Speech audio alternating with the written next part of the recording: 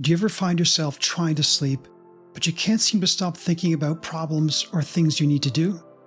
I know I have. At least a third of people report being unable to sleep well. They usually complain of being unable to shut off their minds. Does this sound like you? In my previous videos, I've gone over the various negative consequences of poor sleep, and I've gone over the main causes of poor sleep, including circadian rhythm disruption, physiological activation, and now we're covering cognitive overactivation. I'm Dr. Friesen from Friesen Performance, where I help you achieve your greatest potential by optimizing your psychology, physiology, and neurology. If you want to take your performance and productivity to the next level, you're going to need to improve your sleep. Cognitive overactivation is a cognitive process as opposed to a physiological or neurological process. It's when we can't shut our minds off. It's when we get caught up with unhelpful thinking when we're trying to sleep. Whether this is worry, rumination, or having a song stuck in your head, this is all part of cognitive overactivation. We need to have strategies to take the thoughts out of our mind and put it in a format that we can use when it's appropriate.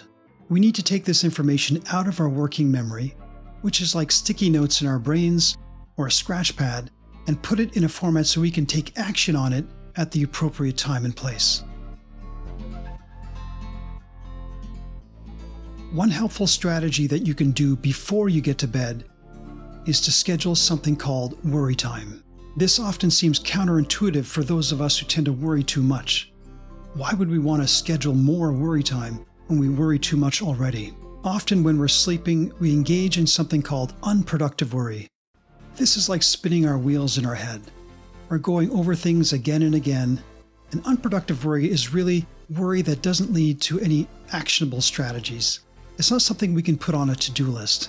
This is in contrast to what's known as productive worry. Productive worry is something that we can put on a to-do list. It's something that we can take action on. Some of us think we're engaging in productive worry when we're in bed, but of course we're doing it at the wrong time and place. So what's the solution? Schedule worry time. Worry time consists of scheduling on a daily basis about 15 to 30 minutes where you sit down and write down all your worries and concerns. There are a number of benefits to worry time.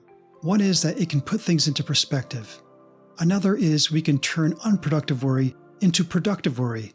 In other words, come up with a game plan or write down things on a to-do list in terms of how to tackle these worries or problems.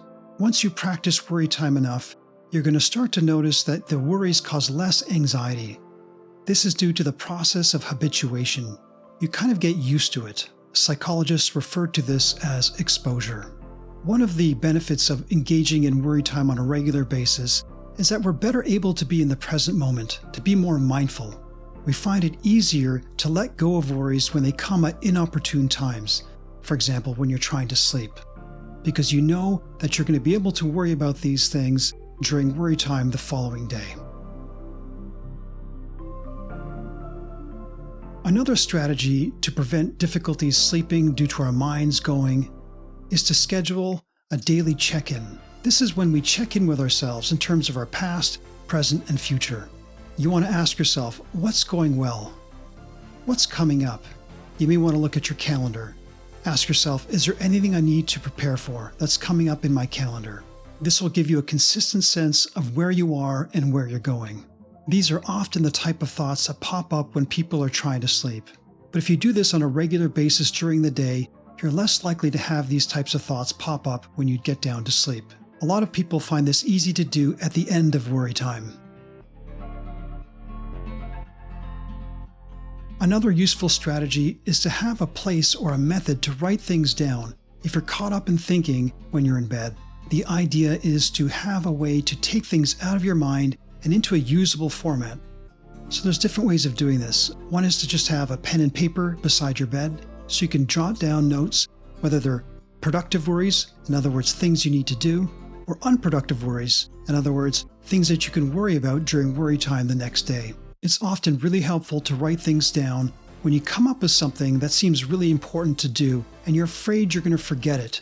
So if you have a way of writing this down, you're going to have a chance to deal with it the next day. In other words, we need to get it out of our working memory and onto something external. So this can either be sticky notes or a notepad. It can be the notes feature on your phone. It could be your phone's calendar. It could even be email. I often email myself ideas, so I know to look at this the next day. Using this strategy is great to get things out of your mind so you can let go of them and then deal with them at the appropriate time the following day. I read a lot about how it's not a good idea to read before bed. I have to say I disagree. Reading before bed has been one of the most effective tools that I've experienced and a lot of my clients have experienced when it comes to being able to shut our minds off and go to sleep. The key is to figure out the right types of material to read. You probably don't want to read social media posts or news articles or anything that's going to get you activated or thinking too much. Even reading things like self-help books can get you activated or motivated, so you may want to avoid those. I personally read speculative fiction on my Kindle app. I do this while I'm lying in bed in the dark. To prevent the issue with circadian rhythm disruption from the blue light or bright light, I'm wearing blue blocking glasses. I have my phone on low brightness, and I also set my phone to produce no blue light.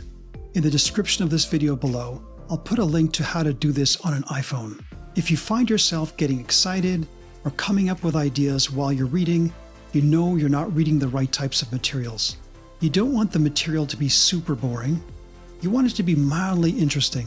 I'd also recommend putting your phone on airplane mode. So basically, you're lying in the dark reading. You want to continue to read until you start to yawn and feel tired. For me personally, it takes maybe 5 to 15 minutes, and I usually can't keep my eyes open. Then I know it's time to sleep. All I have to do is put my phone down and take my blue blocking glasses off, and I'm basically out. Reading is active enough that it basically stops us from tapping into any rumination or worries. I also think it's really important to do this in the pitch black. It tells your brain and body that it's nighttime and it's time for sleep. I hope you found these tips helpful for dealing with the common complaint of, I can't turn my mind off when trying to sleep.